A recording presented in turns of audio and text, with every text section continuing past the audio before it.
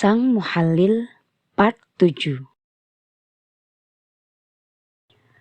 Luqman menatap wanita di depannya seraya mengernyitkan kening. Ia merasa heran dengan sikap Sekar yang menurutnya tidak biasa. Sekar lebih banyak diam sejak makan malam. Ia bahkan tidak membantah perintah Luqman seperti biasa. Bukannya kamu lebih senang mendampingi Ina daripada saya sebagai bosmu? Kenapa sekarang malah seperti bocah yang merengek meminta ikut pulang ke Jakarta? Sekar menggigit bibir, berusaha bersikap biasa. Tapi Luqman jelas melihat tangan wanita itu gemetar. Kerenyitan di keningnya semakin dalam. Meski tidak diucapkan terang-terangan, tapi Luqman tahu Sekar sangat kesal akan sikapnya selama ini. Luqman memang suka seenaknya memberi pekerjaan padanya. Tidak hanya untuk urusan kantor, Luqman tak luput memberinya tugas untuk menjaga Enstaina, menemani putrinya kemana-mana.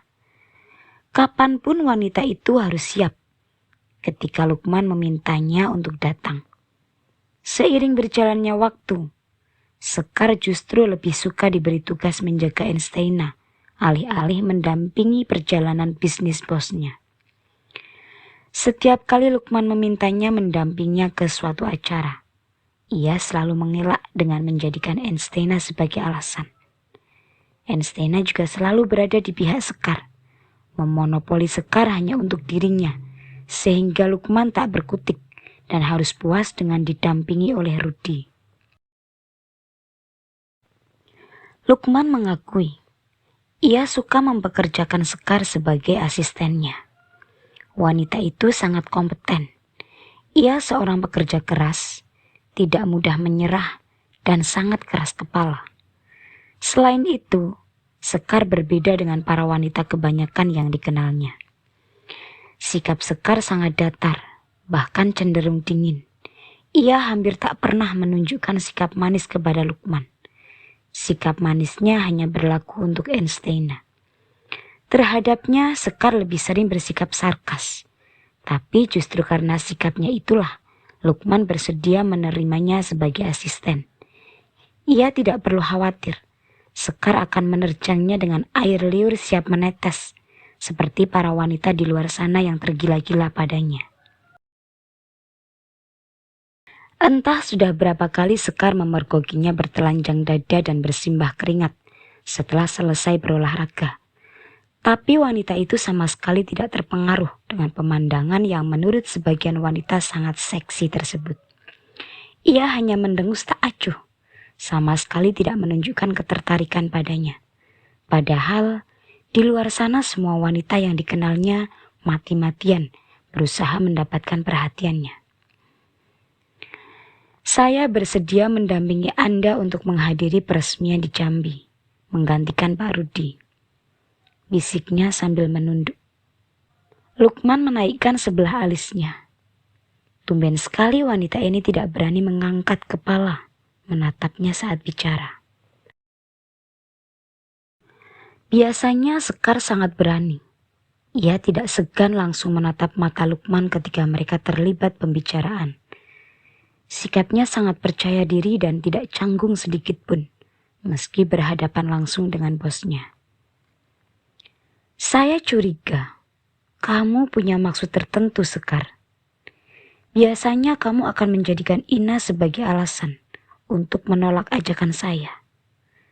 Sekarang Ina jelas-jelas memintamu untuk tinggal, tapi kamu justru ingin ikut saya dengan sukarela. Saya hanya ingin kamu tetap di sini. Saya akan berangkat dengan Rudi, potong Luqman cepat. Tapi Pak, selama di sini saya membebaskanmu dari pekerjaan. Kamu hanya perlu mendampingi Ina. Kalian boleh pergi jalan-jalan kemanapun sepuasnya. Saya akan meminta Hamzah untuk mengantarkan kalian keliling Jogja. Apa? Pekik Sekar tanpa sadar. Luqman melipat kedua tangannya ke dada, kaget dengan reaksi Sekar. Setengah menyipit matanya menatap lekat wajah Sekar yang kini sudah sepucat kertas. Lukman semakin yakin ada yang disembunyikan wanita itu. Ensteina sedang hamil besar. Saya tidak ingin dia kelelahan dengan membawanya bolak-balik Jakarta-Jogja. Saya yang akan bolak-balik kemari. Dan saya menugaskanmu untuk mendampinginya di sini sampai ia melahirkan. Sampai melahirkan? Kamu keberatan? Tentu saja tidak. Maksud saya, Ina tidak akan melahirkan di Jakarta. Masih lekat menatapnya. Lukman menggeleng pelan. Tidak. Keluarganya banyak di sini. Saya khawatir dia kekurangan perhatian kalau melahirkan di Jakarta. Oh, kebetulan ada Hamzah. Kemari sebentar, Ham. Lukman menoleh ke arah pintu dan meminta seseorang untuk mendekat. Tangan Sekar seketika terasa dingin. Ini Hamzah, hadimnya Romo Abdurrahman. Sekarang Romo sering sakit-sakitan sehingga jarang bepergian mengisi pengajian. Nah, mumpung tidak kemana-mana, maukah kamu mendampingi Sekar dan putri saya selama di Jogja, Ham? Cukup lama Hamzah tidak menjawab. Sekar memberanikan diri mengangkat kepala.